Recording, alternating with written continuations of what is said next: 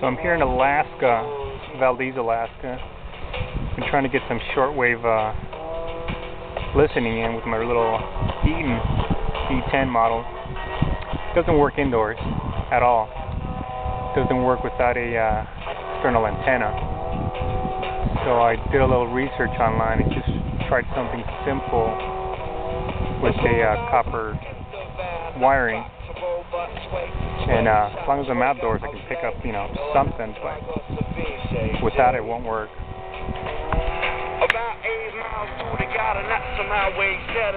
Just a simple clip at the end. Bunch of wire. If I take it off, it won't work at all. Totally turns off. Clip it back on. You can hear it playing.